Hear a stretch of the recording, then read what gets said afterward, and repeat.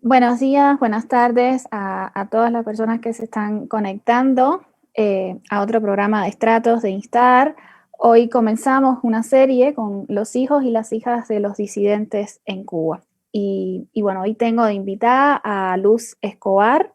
Creo que no hace falta mucha presentación, pero voy a hacer tu introducción. Periodista de 14 y medio, hija de Reinaldo Escobar y digamos con una trayectoria importante dentro del activismo en el periodismo cubano independiente. Bienvenida, Luz, a Estratos.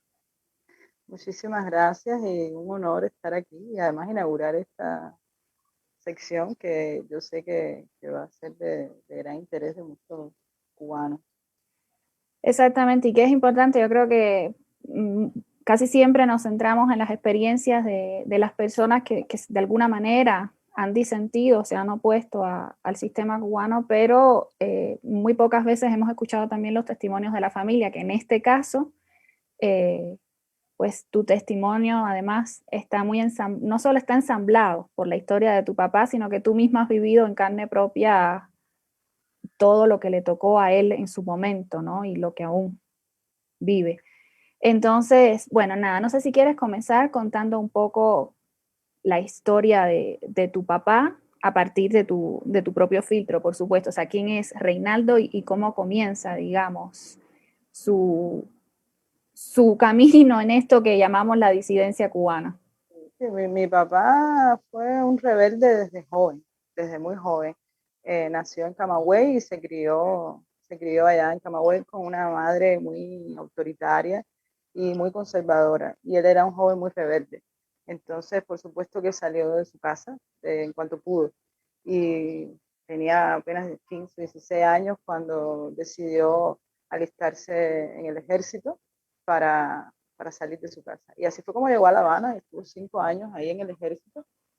Después comenzó la universidad, estudió periodismo y desde la misma universidad ya tuvo problemas por su carácter. O sea, sabemos que la universidad, si hoy por hoy es un espacio conservador donde la opinión distinta y el pensamiento auténtico de la persona que defiende lo que piensa, sin importar lo que es correcto, está hoy vigente. En aquella época de los años 70 era peor todavía.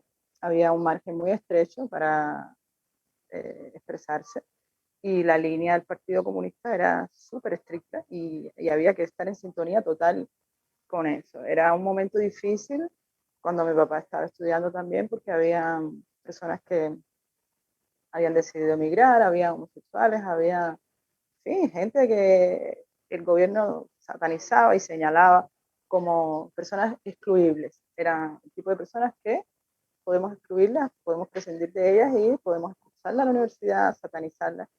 Y mi papá nunca se prestó para eso. De hecho, en el aula de él, creo que él y otra persona más solamente se enfrentaron a eso y la mayoría de la gente apoyó o guardó silencio. Y ahí comenzó su carrera en contra de este gobierno tan miserable con el que piensa diferente. Porque él en una reunión defendió a un amigo que lo estaban linchando porque su familia se iba a ir del país, él ni siquiera se iba a ir del país, quería quedarse en Cuba, pero al final terminó yéndose porque, bueno, en fin, la familia eh, al final pesó más porque ya la represión era demasiada. Y en esa reunión se defendió eso, solamente creo que fueron mi papá y un compañero, porque la mayoría de la gente lo apoyó y a mi papá le costó eso un castigo. Y ahí comenzaron esas batallas, ¿no? El castigo fue que lo mandaron de nuevo a Camagüey a trabajar en unas brigadas de trabajo y para la caña y a cortar caña y a dirigir una revista que se hacía en provincia. Ahí también tuvo problemas porque ahí por supuesto también él quería contar lo que estaba pasando realmente en esos cañaverales, en un contexto difícil también, porque coincidió con esa zafra loca eh, de los 10 millones y por supuesto que quería contar que todo estaba Era como los mal 70. y sí, y fracasando. Finales del último año de la década del 60 y principios del 70. Y entonces todo eso quería reflejarlo mi padre como periodista y ahí le dijeron que no, que tampoco. Bueno, en fin, eran estas batallas de querer contar. Todo eso lo sortió porque eh, el gobierno cubano también sabe muy bien hasta qué punto manejar determinadas cuestiones. O sea, no siempre te excluye de primera y pata, como decimos aquí. Te van moldeando, te van castigando y tú tratas de hacer lo correcto, porque, bueno, imagínate, es como, tampoco es que yo quiero ser un apestado, yo no trata de hacer qué es lo que hay que hacer, o sea, qué es lo correcto dentro de los márgenes de mis principios, sin violar lo que yo pienso. Y así llega mi papá a la revista Cuba Internacional, donde, bueno, comenzó como periodista ahí. La revista Cuba Internacional tenía un perfil muy curioso, que era el perfil de proyectar al exterior la imagen positiva de Cuba.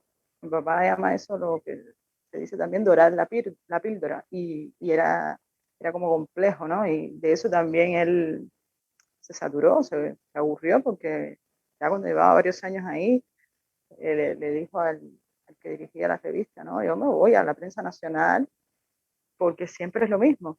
Siempre es, no, Reinaldo, eso no, porque esta revista, el perfil que tiene es la proyección internacional y tenemos que dar la mejor imagen de Cuba. Y así terminó mi papá en Juventud Rebelde, que es donde termina expulsado. Y, y en ese camino de la expulsión y de sentirse también ya fuera del camino del periodismo en Cuba, llegó a la prensa independiente. A él lo expulsan de Juventud Rebelde por un artículo que hoy sería perfectamente publicable, porque era el momento en el que en las escuelas le estaban haciendo la guerra a los muchachos que tenían el pelo largo. Y eso sí lo viví yo porque ya yo era más grandecita. Y recuerdo, mi papá siempre ha sido una persona que ha tenido amigos muy jóvenes y en esa época todos sus amigos estaban en el preuniversitario. Y por supuesto él tenía testimonios de primera mano de esas personas y escribió sobre eso con bastante precisión, con testimonios de cómo lo hostigaban a los muchachos en la escuela por llevar el pelo largo, por ajustarse los uniformes. Y esos textos se publicaron y el castigo que le toma a mi papá no es tanto por esa publicación, sino por el impacto que tuvo en los muchachos. Los muchachos ponían el recorte de los periódicos en los murales de la escuela. Y en el Saúl Delgado, por ejemplo, cuando la directora de la escuela quitó el recorte del mural, los muchachos lo escribieron con tiza en el patio de la escuela. Y fue como muy, muy fuerte. Los muchachos se defendían con eso. Cada vez que les decían el corte de pelo, decían, no, no, mira, aquí en el periódico salió, porque el artículo defendía el punto de los muchachos, sobre todo porque se basaba en una cosa muy práctica, que era que si en la regulación de la escuela no decía la palabra pelo por ninguna parte, no había ninguna razón para obligarlos a hacer Obligarlos a ciertos cortárselo. cortes de cabeza. Y bueno, mi papá también expulsado, porque ya después de eso vino otra cosa, y un artículo que se publicó que se llamaba 30 años después de que se quejan los jóvenes en Cuba, cuando se conmemoraba el 30 aniversario de la unión de esta estudiantil. eh, ya esa fue la etapa con, y comenzó su camino como periodista independiente, primero como le gusta llamar a él freelance, que era escribiendo para periódicos alemanes, ingleses, norteamericanos, que él mandaba para allá sus crónicas y salía, y bueno, luego ya con un blog, con una revista, con Vivencia, y bueno, hasta que en el 2014 nace 14 y medio. Desde el principio, desde que él empezó a tener problemas en el periódico, ya yo sabía lo que era un agente de la seguridad del Estado en la puerta de mi casa. Eh, Esas personas llegaban y mi papá siempre me decía, no, es un amigo mío de Camagüey, para que yo no sufriera Porque ese eras tipo de... niña cuando empezó. Sí, tenía 8 o 9 años la primera vez y después 11 y así ya. Al principio yo no me llamaba la atención, pero bueno, cuando fui creciendo ya yo sí me daba cuenta que no era ningún amigo de Camagüey, ¿no? Hasta que un día sí me dijo, no, esos son gente del gobierno que molesta. Pero bueno, sí, de grande, cuando revisas esas memorias, te das cuenta lo que hacían. Lo que hacían era ir a la casa a tratar de intimidarlo, de, de decirle que dejara de hacer lo que estaba haciendo, que podía buscarse problemas. Yo nunca en la escuela sufrí las consecuencias de esto por ser hija de mi papá, a no ser las consecuencias que pagué por ser yo misma, ¿no? Sí que fui una mujer que criada por su padre, ¿no? Yo crecí desde los 9 años con mi papá porque, bueno, vivíamos juntos, pero cuando mi mamá y mi papá se divorciaron, ya yo me quedé viviendo con mi padre, y es mi padre prácticamente el que me cría, y todas las reacciones que tenía en la escuela problemáticas eran justamente por esa experiencia de vida de estar tan cerca de él, ¿no? Que siempre fue una persona tan honesta a la hora de defender lo que piensa, y que siempre me contó Cuba desde su perspectiva. O sea, cosas simples que tienen que ver con frases hechas que se cuentan todo el tiempo en la escuela, como que la educación es gratuita, eh, por ejemplo, ¿no? Y yo me acuerdo siendo chiquita, yo teniendo discusiones con las maestras, con eso, ese tipo de cosas, pero nunca en la vida yo sufrí un acoso, y mucho menos eh, tipo de amenazas particulares por ser hija de Reinaldo. Eso es en el contexto de lo que tiene que ver con la educación primaria, secundaria y el preuniversitario específicamente. Ya después sí, bueno, las cosas se complicaron más, ¿no? Ya cuando llegaron los años 2008, con todo lo que pasó con Giovanni Sánchez Giovanni. y el impacto que tuve desde el punto de vista mediático, ahí todos nos convertimos en foco, absolutamente. Incluso yo, que no tenía absolutamente nada, ninguna presencia en la escena periodística ni bloguera. Yo ni siquiera tuve un blog en un primer momento. Mi blog yo lo vine a abrir creo que en 2011 o algo así, que era incluso de fotografía, tampoco era complicado, pero bueno, por ser familia, por ser miembro de esa familia, me tocó, o sea, pero era simple vigilancia, y eso incluso lo noté mucho tiempo después por cuestiones, incidentes puntuales con amigos, con conocidos oye, tú sabes, que me llamaron para decirme que si yo podía, y cuando me hacen esas confesiones es que uno se da cuenta que está vigilada, porque si no, como la seguridad del Estado sabe que esa persona es cercana a mí, es porque te vigilan, porque sabes que vas a su casa, que compartes con esa persona. Y, y ahí fue cuando ya yo comencé a sentir eso como parte de la ecuación que mueve mis días, ¿no? Que tú te levantas y tú dices, espérate, yo organizo mi día, pero en mi matemática está incluida la presencia de ese acoso, ¿no? De esa seguridad del Estado que está todo el tiempo vigilando. Y es ahí cuando comencé a lidiar con eso, por suerte, mi padre siempre ya con esa cantidad de años que yo tenía cuando eso empezó a ocurrir de manera más directa, sí me lo explicó por lo claro. Y conversábamos mucho de eso y aprendí mucho de él y de su manera de enfrentar esto, porque uno tiene la tentación de que si conversa con ellos y les explica a tu punto, porque tú tienes la razón, va a ser más efectivo. Y yo coincido con él, con mi padre en ese sentido, que lo mejor es no hablar con ellos, porque ellos tienen una tarea que es sacarte información y hacerte un perfil. Y mientras mejor tenga un perfil de ti, más información tenga, más efectivo es su trabajo. Entonces, por eso es mejor no hablar con ellos. Y eso por un lado, y por otro, porque al final, muchas veces esas imágenes, por pequeñas que sean, terminan siendo utilizadas en tu contra, en materiales que ellos editan para la televisión, para desacreditarte, o materiales que le ponen a tus colegas o a tus amigos para decir cualquier cosa, lo inventan. Ha ocurrido con otras personas antes y uno aprende esas lecciones. Y es la lección que aprendí de él en eso y trato de hacérselo saber a los amigos, sobre todo a los que están empezando ahora a lidiar con esto, porque muchos cometen ese, a mi juicio, error, bueno, ellos no lo consideran un error, de estar hablando, de estar recibiendo llamadas, de estar tratando de organizar con ellos encuentros, tallas, no. O sea, no, con estas personas no se habla y no se les coge el teléfono. Y si te citan, tiene que ser una situación oficial, para algo puntual, específico, en un lugar que sea un lugar de la policía, no en una casa de protocolo, ni en ningún lugar donde ellos tengan el control de la situación, porque aunque parezca mentira, en las unidades de policía ellos no tienen el control de la situación. La unidad de policía es una unidad donde la PNR es quien maneja esas oficinas y ahí no tienen sistema de cámara, ni de vigilancia, ni de escucha. O sea, cada vez que tú ves un video de esto de la seguridad del Estado, porque la persona ha sido llevada a una oficina de la seguridad del Estado. O sea, hay que evitar esas cosas y están en las manos casi siempre. Muchas veces no, muchas veces te llevan a la fuerza, pero bueno, hasta ahora el mecanismo de defensa que yo he encontrado es ese, ¿no? Y me ha funcionado, me ha funcionado. Yo te puedo decir así abiertamente que yo no les tengo miedo, yo sé que son capaces de cualquier cosa, pero hasta ahora eh, no han logrado ejercer ningún tipo de presión, de influencia que lleve a la parálisis hacia mí. O sea, he logrado mantenerme lejos de ese miedo que paraliza, de ese miedo que te dice ya no vayas más lejos.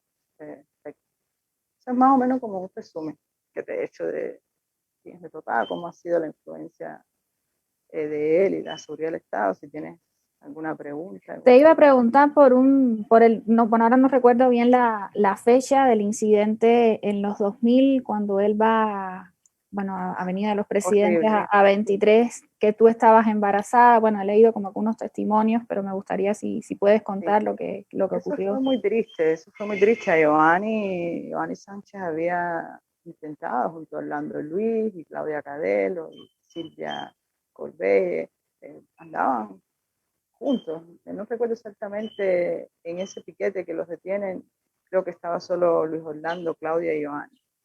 Pero ellos querían participar en la marcha contra la violencia que se iba a organizar por 23, que de hecho ocurrió. Pero ya Giovanni tenía una visibilidad en ese momento y importante y ellos no querían que ella llegara, obviamente.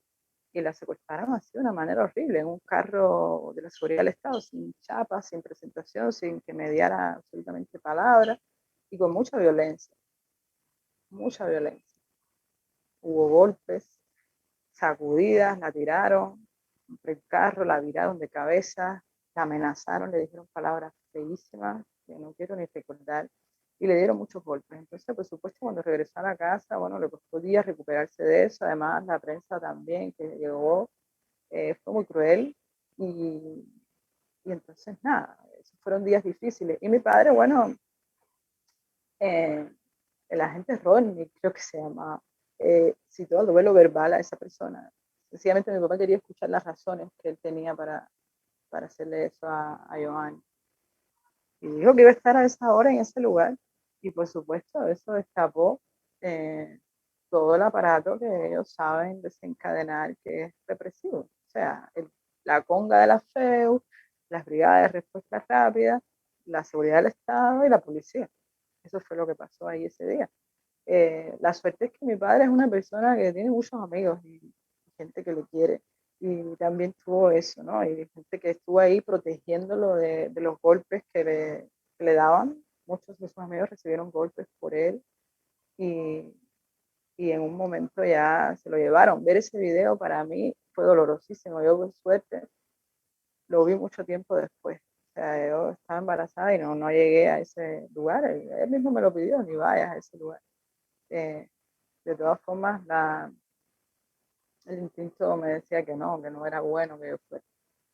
Y, y ver esas imágenes es muy doloroso. Yo lloro siempre que veo esas imágenes. Y a la misma vez es curioso porque mi papá, mucha gente lo conoció por esas imágenes. Me ha pasado que voy con él por la calle, lo mismo a una tienda, que a una cafetería, que por la calle, y gente los reconoce por esas imágenes. Dice, oye, tú eres el que pide a los hijos.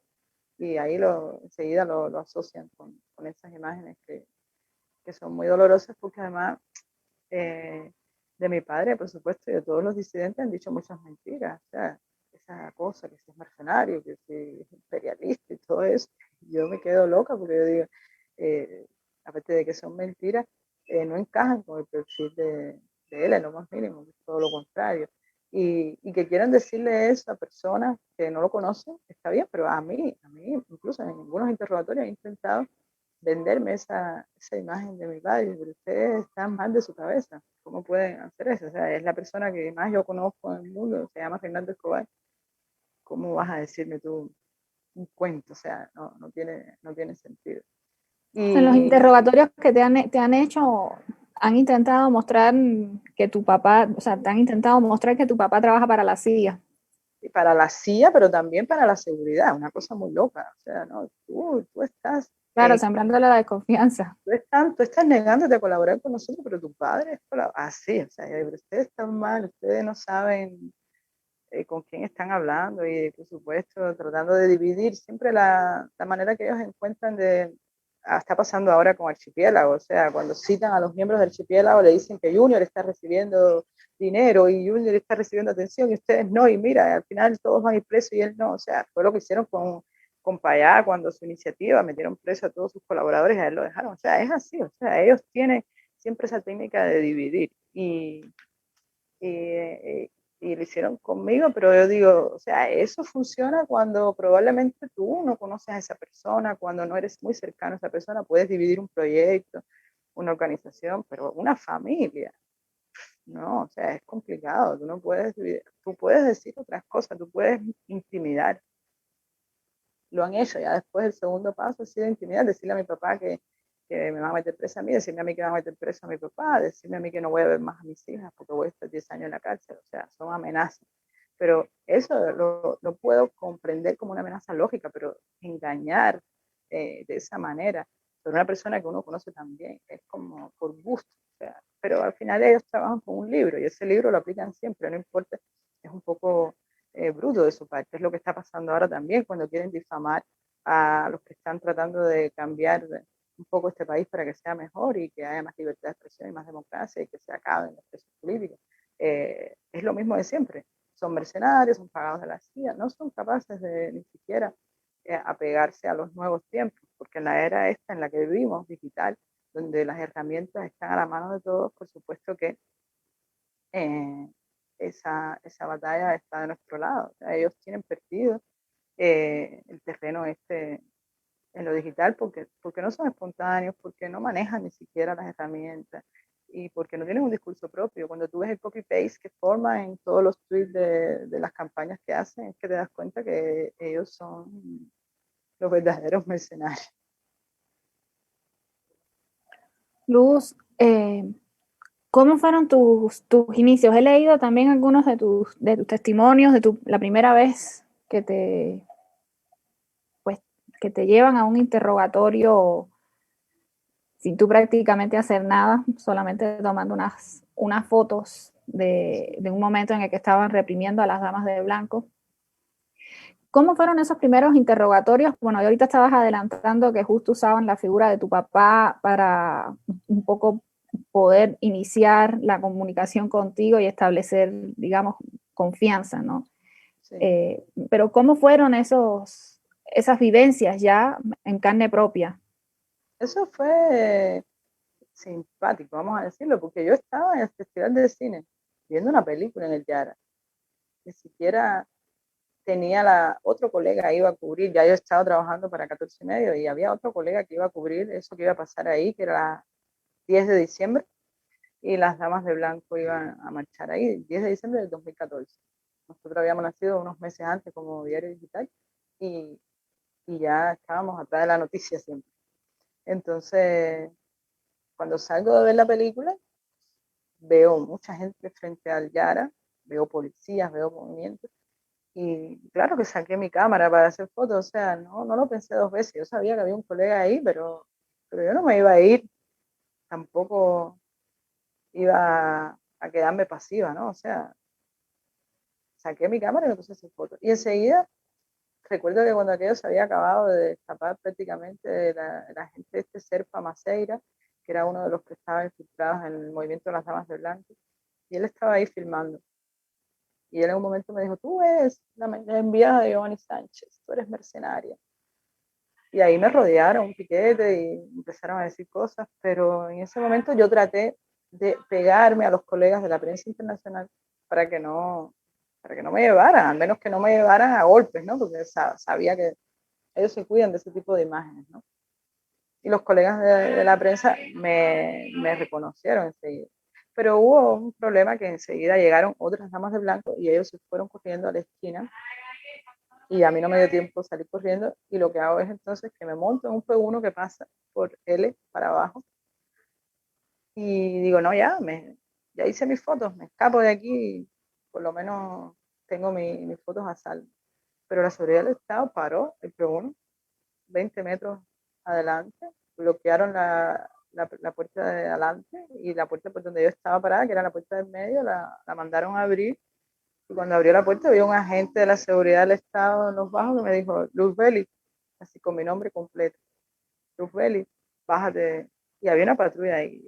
Yo tenía dos opciones, o gritar que ese agente de la seguridad del Estado me estaba secuestrando, o gritar que quién tú eres, porque al final el tipo estaba vestido de civil, pero yo sabía que eso iba a terminar al final, las mujeres de la patrulla estaban ahí, eso iba a terminar, y yo prefería hacerlo de la mejor manera para evitar cualquier tipo de incidente y nada. Bajé y ya ahí me condujeron hacia la patrulla y de la patrulla me llevaron a una guagua que estaba parqueada al lado de H21 y ahí estaban un montón de damas de blanco que eran las que iban cogiendo a medida que iban llegando al Yara.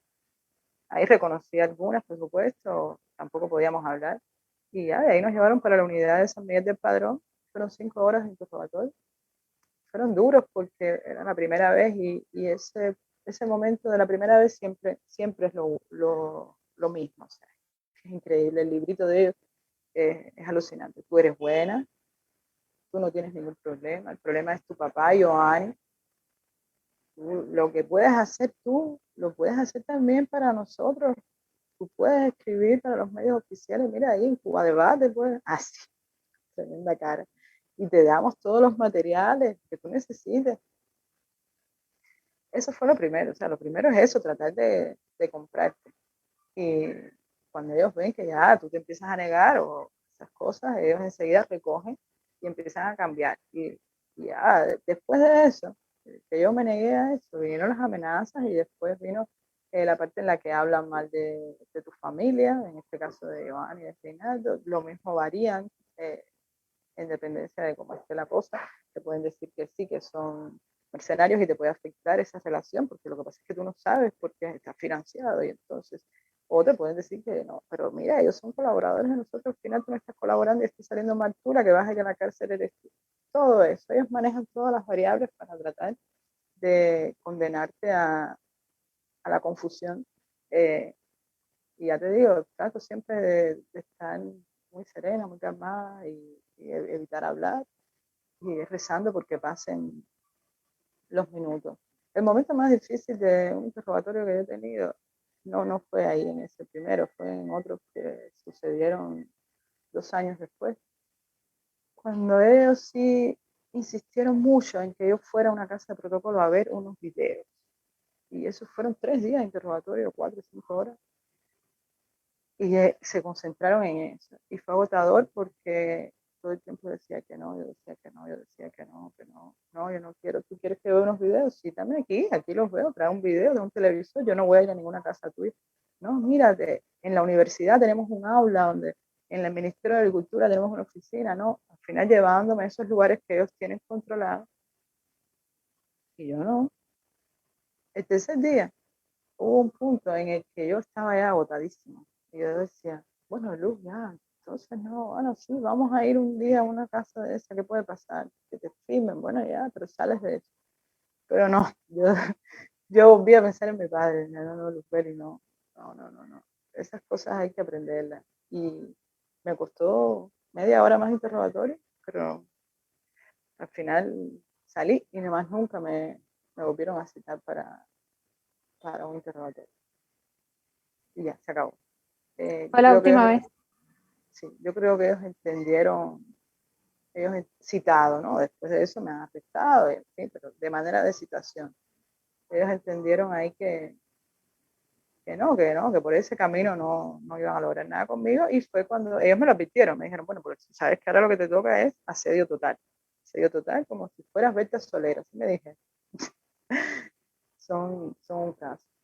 Y yo le dije, bueno, pues nada, asedio total es eso, que me tienen vigilada, censurada, asediada, que me ponen ahí un guardia cada vez que ellos entienden pertinente, pero, pero nada, es el precio de ser uno mismo, o sea, no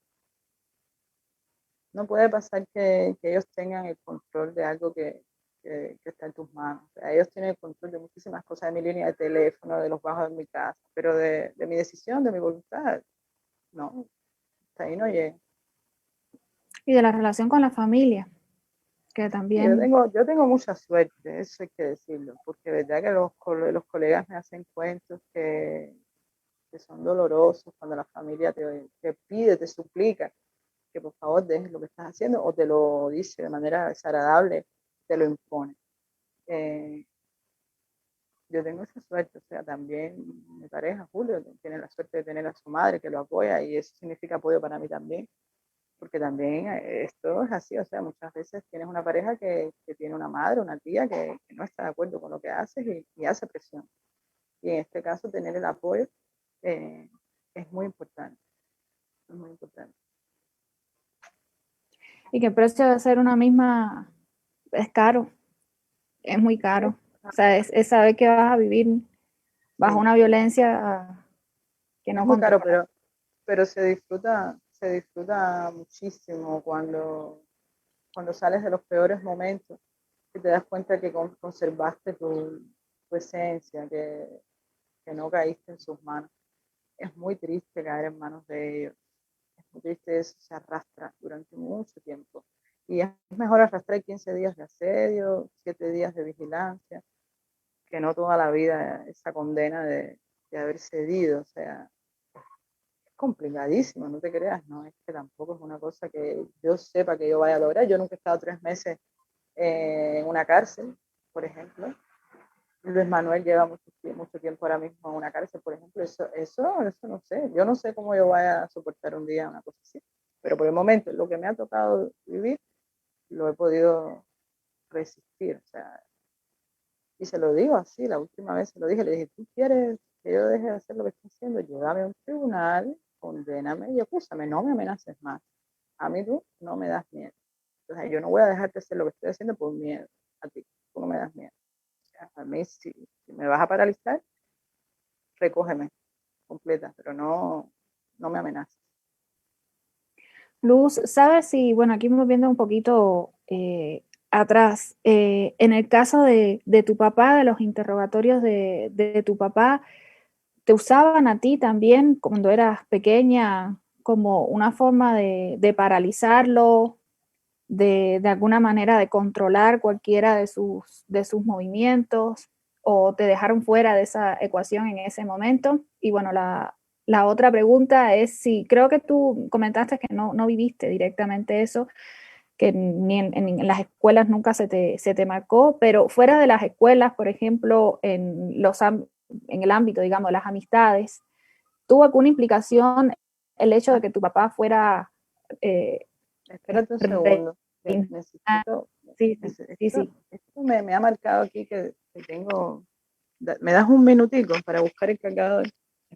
Sí, Sí, sí, sí, un sí, momento. sí, dale. Sí, aquí esperamos.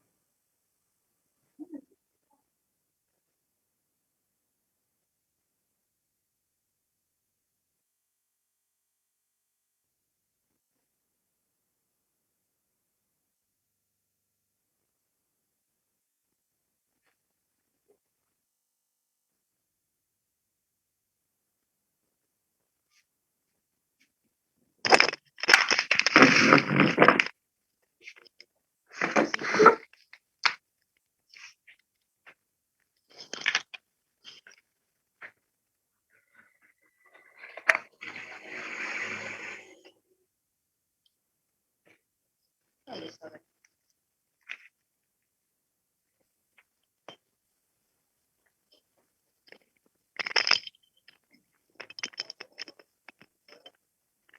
Ya me conecté a la corriente.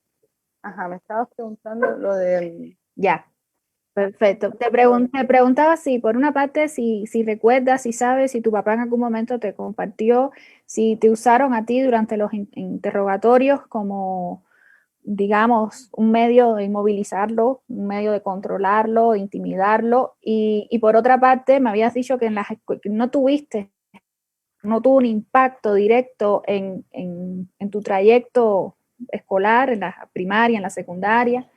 El hecho de que tu papá pues fuese expulsado de Juventud Rebelde, que escribiera para medios independientes, pero te preguntaba si fuera de ese ámbito, digamos, de la educación, en los ámbitos, digamos, afectivos con amistades, si tuvo algún impacto, si influyó, si determinó que tu papá fuera Reinaldo Escobar. Sí. No, a ver, lo de la escuela y la parte cuando yo era pequeña. Obviamente yo no participé de eso, yo en primera persona, pero sí, por supuesto, eso estaba en la ecuación, en las amenazas que le hacían a él, estaba incluida esa fórmula de no vas a ver más a tu hija, ¿no? Vas a estar separada de tu hija va a crecer lejos de ti, eso es algo que ellos siempre usan. Y por supuesto eso me incluye en esa matemática, pero no directamente. En cuanto a los amigos, eso fue general, porque mi papá y yo compartimos amigos. O sea, te dije ahorita que mi papá tenía, sí, como amigos muy jóvenes, siempre, y compartimos amigos, los que eran sus amigos eran mis amigos, y los que eran mis amigos eran sus amigos. Y ya cuando yo fui adolescente y joven, eh, teníamos muchos amigos en común. Y cuando, en ese momento no, porque mi papá todavía era una persona que no estaba bajo el foco total, ¿no? Era como, sí, una persona conflictiva, mira, que votaron del periódico, pero todavía no era un peligro ser su amigo. De hecho, en mi casa se hacía una peña donde muchos trovadores que hoy tienen sus propias peñas, que hoy hacen conciertos en este país, fueron ahí las primeras oportunidades que tuvieron para tocar su guitarra, para que la gente conociera sus canciones o, o sus chistes si eran humoristas o sus obras de teatro si eran artistas del teatro, porque ahí se hizo de todo en esas peñas, lo mismo un monólogo, que un chiste, que una canción, que un poema, también se leían poemas.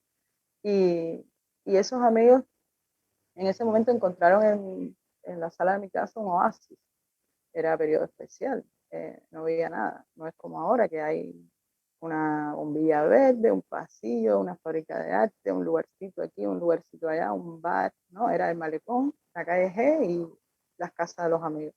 Y la casa de mi papá por el ambiente también que había de una persona que no tiene esas trabas mentales a la hora de procesar la realidad, era un escenario de libertad. Y todos los que llegaban ahí se sentían muy a gusto, se hacía lo mismo una cazuela de té, que una cazuela de mate, que una cazuela de avena, que lo que fuera. Y se compartía ahí esas noches de apagón muchas veces, por suerte la guitarra no necesita corriente eléctrica. Y esos jóvenes estaban como encantados, ¿no? De estar ahí. ¿Qué pasa? Cuando ya mi padre, a raíz de lo que pasó con Joanny y todo el impacto que tuvo eh, esa, explosión que fue la blogósfera, ahí sí ya esas personas se alejaron, esas personas, porque ya sí recibieron directas amenazas de ese lugar es un poco y ahí no puedes estar porque si no va a tener consecuencias.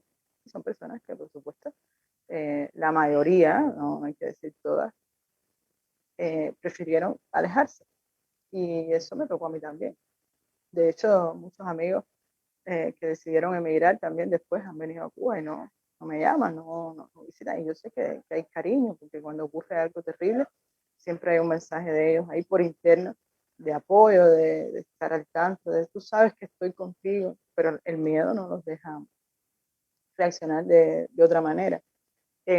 Una cosa interesante, a partir del 11 de julio, 3 o 4 de ellos que viven en el exterior se abrieron completo y ya no pudieron más.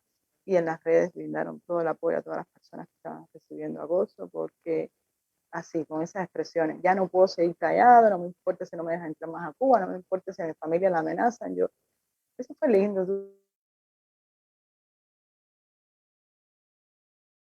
tú sabes, porque digo, ese tipo de amistad que uno tiene, personas en medio de esas terribles, que llegan a la vida de uno por periodos y a nosotros nos tocó ese negro periodo especial, son amistades muy fuertes a pesar de la distancia, ¿no? Y para mí fue lindo y reconfortante recibir ese mensaje público, o sea, porque no es lo mismo cuando te dicen eso por privado que cuando lo hacen públicamente.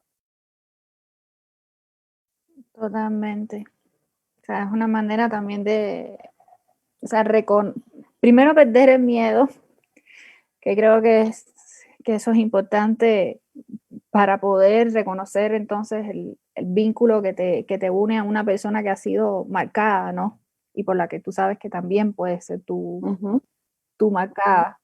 Entonces, cuando lo haces público, o sea, estás reconociendo el valor de esa otra persona, yo creo que eso es muy importante. O sea, para ti y para todas aquellas personas que en algún momento las ponen de lado, o sea, te sacan, A mí digamos, de... me sirvió de mucho porque fueron días muy negros después de ese 11 de julio, incomunicadas, sin poder saber exactamente cómo estaban ocurriendo las cosas y de pronto ya cuando se recuperó el internet que pudimos leer todos esos mensajes fue muy bonito. Es, yo creo que Son actos de sí, reparación. el 11 de julio fue un antes y un después así brutal, brutal, brutal, brutal, brutal. Implicó muchas familias cubanas y todavía se está viendo el alcance, porque como sabes, el gobierno no ha brindado cifras oficiales de eso. Por suerte tenemos personas que se han dedicado a eso, todo el trabajo que están haciendo con Juárez, bueno, Salomé, la IB, bueno, no quiero ponerme a mencionar nombres ahora porque mi Alzheimer prematuro me puede jugar una mala pasada, pero ellas saben, Camila Rodríguez, gente que está muy, muy, muy, muy, muy pendiente de cada uno de esos muchachos que está preso, de su familia, Que están presos. y eso se vive con mucha tristeza, con mucho dolor, no es una pose, no es una cosa de moda, liberen a no sé quién, no, es doloroso, todavía está preso Luis Robles, por ejemplo, y eso nos duele muchísimo, y ver que de pronto una persona que salió de Cuba y que por miedo ha estado tanto tiempo callada, finalmente rompe ese silencio y se solidariza con nuestra situación, con lo que tenemos que lidiar. Para mí fue muy reconfortante. Totalmente. Son actos de reparación, pienso, o sea, son que Sí. ayudan también a sanar. Luz, te quería preguntar, volviendo de nuevo al pasado, hoy es como muy, o sea, sigue siendo un contexto muy difícil y completamente violento para aquellas personas que deciden pensar o sentir de alguna manera que vaya en contra del gobierno, pero creo que hoy digamos, es mucho más fácil reconocer la posibilidad de la disidencia en Cuba, de la oposición, que en la década del 90, incluso para alguien como hija. Entonces, la pregunta va, ¿cómo tú como hija te vas dando cuenta, sin nombrarlo, porque en los 90 además no le llamábamos la palabra disidencia, digamos, para referirse a ese tipo de personas, todavía no circulaba como en el vocabulario, ¿no?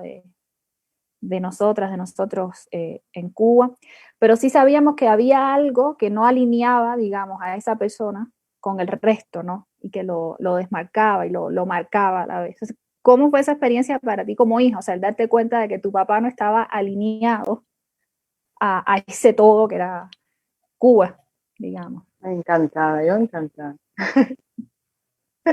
Yo siempre he sido una enamorada de las voces disidentes.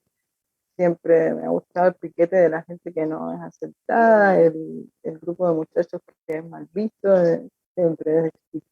Y descubrí que mi padre estaba en la línea de lo que no es políticamente correcto, un país que está virado al revés completamente.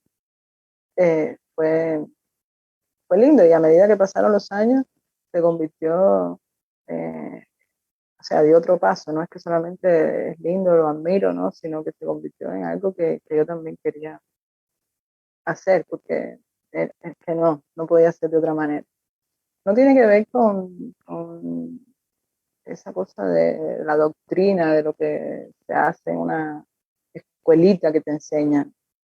Tiene que ver con aprender esencias que son importantes para la vida y con las que hay que ser consecuente. La verdad es una cosa que yo siempre he escuchado de boca de mi padre como un valor ahí y, y siempre ha sido una matraca como desde chiquita, no tiene nada que ver con la verdad trascendental esa de la verdad de las cosas, ¿no?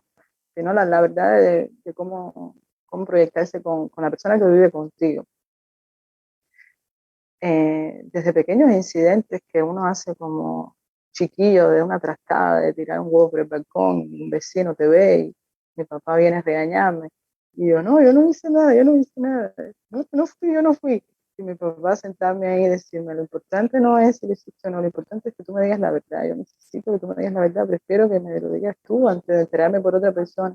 Son pequeñitos acontecimientos así de la vida que me enseñaron eso, no tiene que ver con que mi papá me haya dicho que este gobierno es una dictadura en realidad, y entonces, no, sí, por supuesto que hablábamos mucho de la violación de los derechos, sobre todo cuando empezó a pasar la perestroika, hablábamos, en mi casa se hablaba mucho de ese tema, pero desde mucho antes ya estaba ese elemento, que es vivir con la verdad, no engañar a nadie. Si uno es una cosa, eso hay que defenderlo. Y, y para eso está la familia, y para eso están los amigos, apoyarse y eso que está pasando no es como eh, correcto y vas a ser repudiado por eso. Quiero hacerte una pregunta que hago Marta María y que creo que es muy importante. Que Marta te pregunta, ¿cómo se siente la historia en bucle? ¿Cómo haces para proteger a tus hijas? ¿Qué te sirvió de ser hija de un periodista independiente para ser la madre periodista hoy? Eh, repíteme ahí para poder archivar uno por uno. Voy. Si quieres, vamos por ¿cómo se siente la historia en bucle? ¿Cómo haces para proteger a tus hijas hoy, tú? ¿Qué No, te sirvió de...? Vale, vale. sí, la historia en bucle es como lo natural, o sea, yo lo veo como algo natural. Yo crecí así y no fui una persona que le dio la espalda a lo que vivió. O sea, yo perfectamente podía haberle dado la espalda a todo eso y haberme convertido en otra cosa. Pero yo viví cada milímetro de lo que estaba pasando con mi padre siempre como mío, porque él y yo somos muy cercanos. Y vivir eso ahora en carne propia, simplemente lo que ha sido es como eh, un patrón, o sea, es ahí la manera en la que yo busco la respuesta de lo que necesito, ¿no? Siempre que estoy atorada, voy allí a ese bucle, esa cosa que tengo ahí de la memoria de lo que vivió mi papá y de lo que hemos vivido él y yo también, para justamente encontrar la manera de hacerlo. La otra pregunta que tiene que ver con las niñas mías, que ya son adolescentes, 11 y 12 y 13 años, es complicado. 14, ahí sabe cumplir 14. Crecen a millón. eh, es lindo porque yo con ellas he aplicado lo mismo, o sea, les he dicho la verdad. En un primer momento yo traté de ocultarles lo que ocurría verdaderamente porque eran muy chiquitas. O sea, cuando yo me demoraba, yo soy mucho de llegar temprano a la casa, o sea, cuando termino de trabajar, pues para la casa, pero cada vez que ocurría un arresto o una detención o un interrogatorio, yo llegaba tarde. Entonces, ¿y por qué llegaste tarde? Yo les decía una mentira, no les voy a decir llegué tarde porque estoy en un interrogatorio, o sea, por supuesto.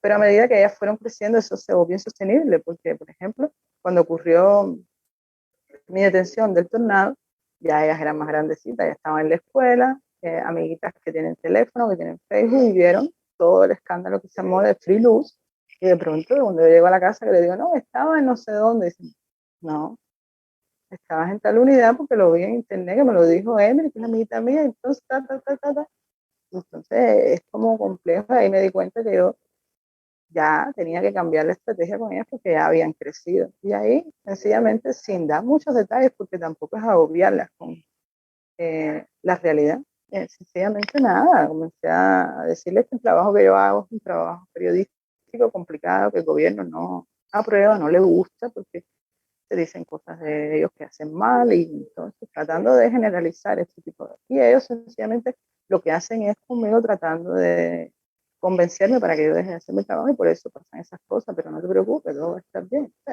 sea, ya después llegó la otra parte de este acoso en los bajos de mi casa, ya eso es más complicado, sobre todo porque al principio era un día o dos, pero ya después han sido temporadas de 7 días, la última vez 18 días, horrible. Entonces ya eso es más complicado porque también me ha cogido una época en la que ya son adolescentes, entonces por supuesto, pero ellos no son tus padres, ellos no tienen por qué eh, gobernarte, y entonces se rebelan un poco con eso, ¿no? Pero yo siempre trato de decirles a ella que es lo que toca, que no hay que enfrentarse a eso por el momento, que eso sencillamente hay que evitarlo, o sea, ya cuando él está ahí yo subo de nuevo, y que ellas traten de ignorar todo eso siempre que puedan también, ¿no? Porque eh, es lo que me ha parecido más consecuente, para que no tengan ellas que pasar por... Hay familias que han decidido dar más detalles, ¿no? Y tratar de que los niños sean el reflejo de uno, y que griten consignas contra el gobierno. O sea, eso es algo que no hago yo, por tanto tampoco lo van a hacer mis hijas, a no sé que en algún momento lo quieran hacer porque se les nazca, ¿no?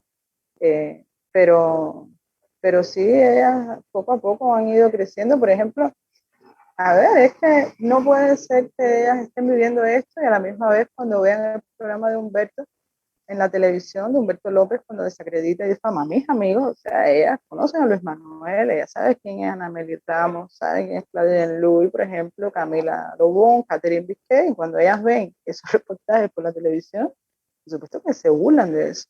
Dicen, mami, pero todo eso es mentira. Y ellas son pequeñas, pero se dan cuenta de que están diciendo mentiras, y ahí ya van desarrollando su propio discurso para enfrentar eso, y el enfrentamiento es frontal, frontal.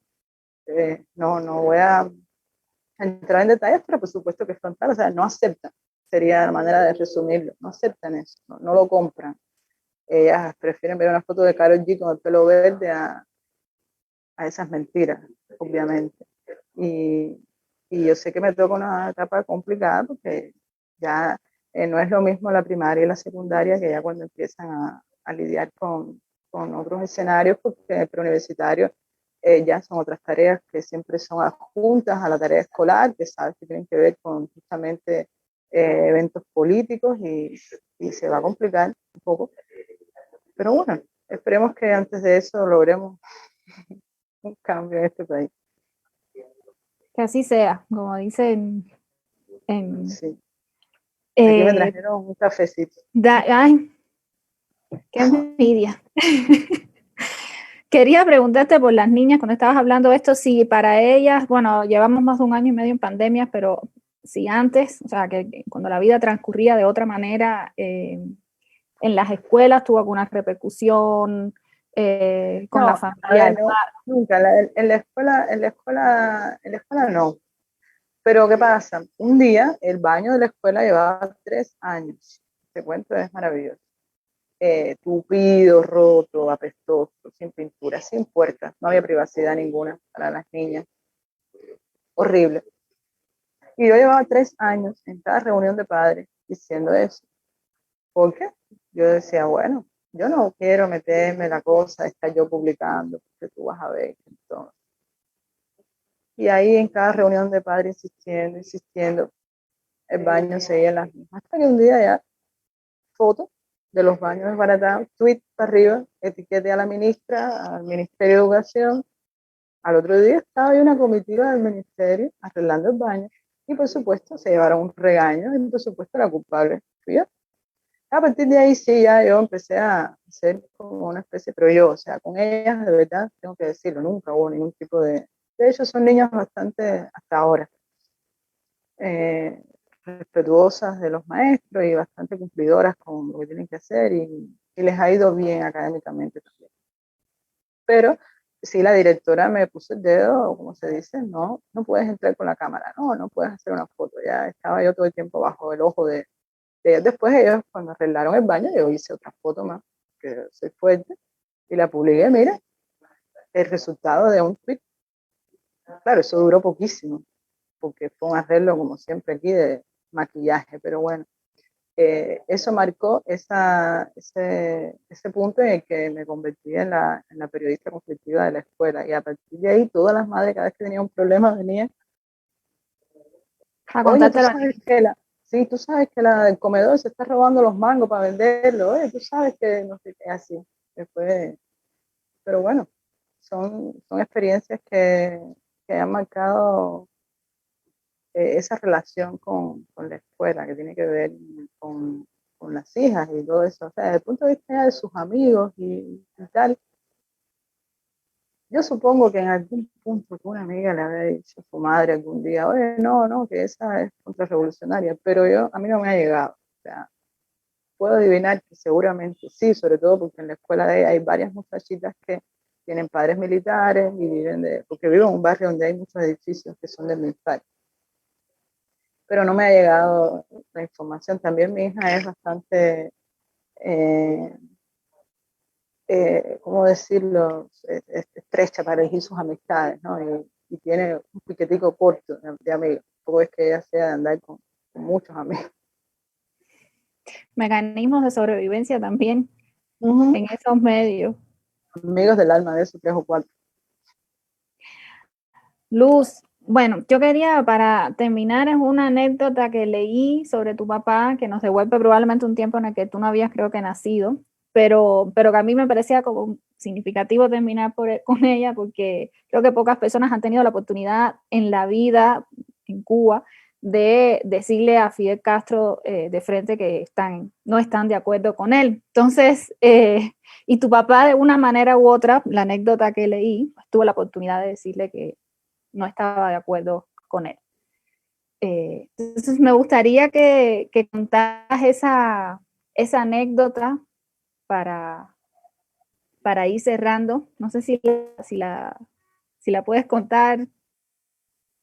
Uf, yo tengo una memoria malísima, yo sí, por supuesto que, pero se me mezclan porque fueron varias reuniones que ellos tuvieron en la universidad como jóvenes que tuvieron que enfrentar a esa maquinaria poderosa de, del fidelismo, del castrismo y a Fidel Castro en persona. Pero sí te puedo decir que eso fue una cosa que marcó su relación con muchas personas y marcó su vida también, porque como quiera que sea, es como un punto en el que tú dices, no, espérate, aquí todo el mundo está tratando de ser aceptado, de comprar el discurso y que piensan distinto y no lo van a decir con miedo y eso que él siempre tiene, que me encanta de él, de su proyección de no quedarse callado. O sea, ese padre mío no se queda callado, o sea, siempre no importa el contexto hostil, o sea, él va a decir lo que piensa.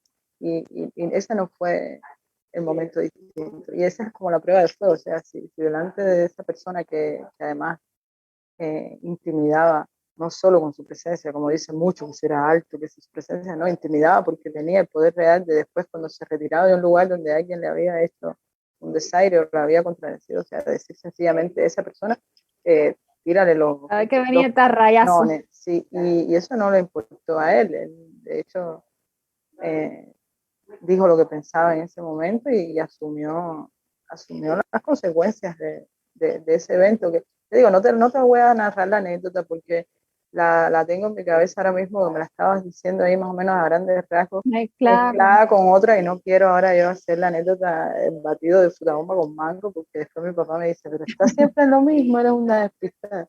No, entonces si la tienes por ahí, la tienes fresca en tu memoria, la puedes hacer tú y yo te puedo decir algún comentario que quieras. Bueno, creo, no, la tengo más o menos, pero creo que fue que sí, o sea, en una visita que hizo Fidel a la Universidad de La Habana y tu papá estaba con un grupo de compañeros y no sé muy bien bajo cuáles fueron las circunstancias bajo las que él le dijo que no estaba de acuerdo con Fidel. Eh, pero Fidel, según se relata en la anécdota, Fidel le dijo que si quería que él le confesara que él no sabía gobernar bien, creo que es Uh-huh. algo así. Sí, Y porque que le tenía que ver con dijo, la creo que prensa, dijo, tenía que ver con que la uh-huh, prensa nunca iba a cubrir eso, el caso de que él lo dijera, uh-huh. de que eso al final iba a pasar inadvertido porque la proyección que tiene la prensa hacia el poder y en particular con Fidel Castro era siempre lo positivo y que incluso aunque Fidel lo hubiera dicho en cualquier reunión, eso no hubiera trascendido nunca. O sea, tenía que ver con eso también, que mi papá lo que le estaba diciendo era que en las planas mayores de los diarios de este país no estaba siendo narrada la realidad. Y, y por eso es que le dice eso, y que tú quieres que yo reconozca que hago mal, que gobierno mal. Pero lo importante de esa anécdota es su pequeña dosis de, de valor, ¿no? De decir, bueno, digo yo pequeña dosis, se necesita bastante, pero bueno, de decir así, de levantar la mano y decirle a él, o sea, eso en este país se paga caro, ¿no? Y él lo pagó caro después también, no solo como El estudiante, precio de sino ser uno después. mismo, como tú dijiste. Sí, sí, eso es tan bonito, chica, de verdad, es algo que yo respeto mucho y además eh, no solo lo busco, o sea, sino que es algo que tengo siempre muy, muy presente, ¿no? Tratar de acercarme a personas que sean auténticas. No importa si no está, yo conozco gente con las que no coincido en nada, pero son auténticas, son ellos mismos, o sea, no se inventen un personaje para caer bien, para ganarse 4 pesos. Y eso es importante, o sea, defender lo que tú eres, lo que tú piensas, no importa el contexto. Eso para mí tiene un gran valor. O sea, los oportunistas no tienen todos mi desprecio, sinceramente, como porque además le han hecho tanto daño a este país que se ha nutrido de eso para mantener la dictadura durante tantas décadas, ¿no? O sea, ellos han vivido a costa de implantar miedo y de comprar a los oportunistas. Yo creo que eso es importante, o sea, crecer como tú, crecer sabiendo que se puede hablar, eh, sabiendo las consecuencias de hablar, pero enfrentándolas también. Y, Creo que ¿no? eso y es importante. transmitir la idea de que tampoco es el fin del mundo. En serio, mucha gente han vendido la idea de que, oh, el problema es que entonces después, para pintarse como héroes también, ¿no? Sí, después somos, sí, es verdad, somos acosados, pero hay una vida detrás de eso. Hay una vida detrás de eso. Donde no hay una vida es en la simulación, en inventarse un personaje para hacer así. Ahí no hay vida. O sea, ahí tú estás libre todos los días para caminar por tus calles, no tienes a la seguridad, pero ¿quién eres? Ese personaje de cartón que te inventaste. Entonces después, ¿qué eres tú realmente? O sea, eso no me sirve. Prefiero ser yo 3 días a la semana cuando puedo salir, pero dormir tranquila, con la conciencia de que estoy siendo consecuente con lo que quiero, con lo que pienso, con lo que respeto.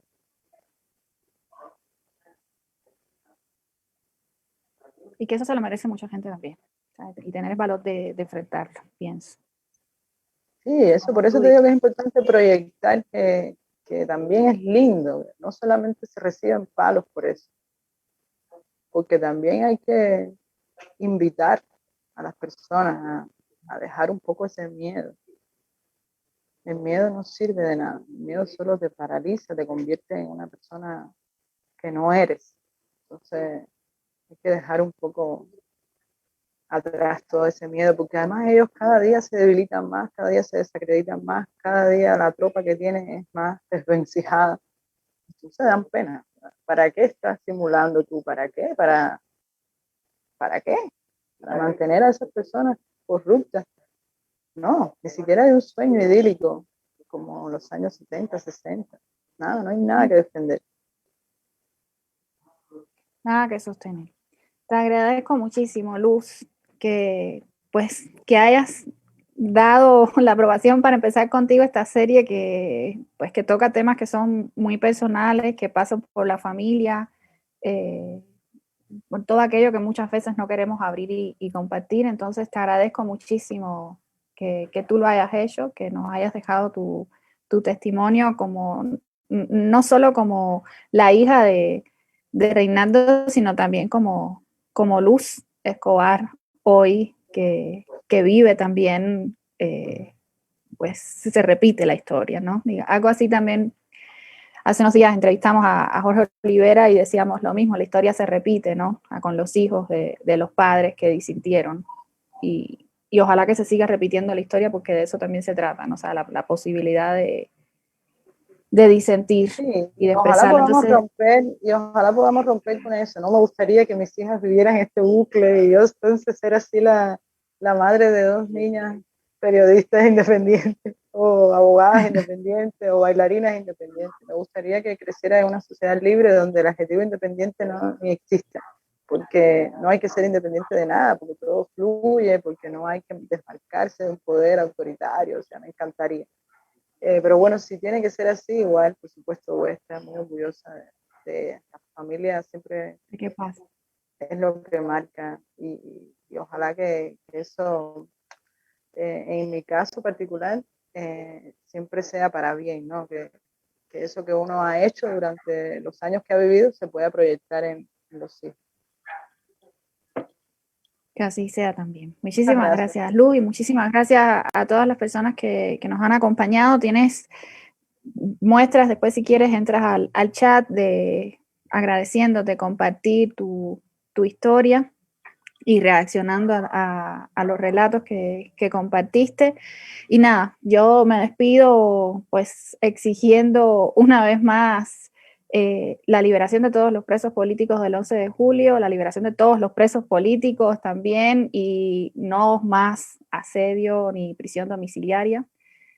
Ahí para Carolina, Luis Manuel, Luis Roble, para todos y todas, para no mencionar nombre. Y muchísimas gracias, Luz. Un abrazo.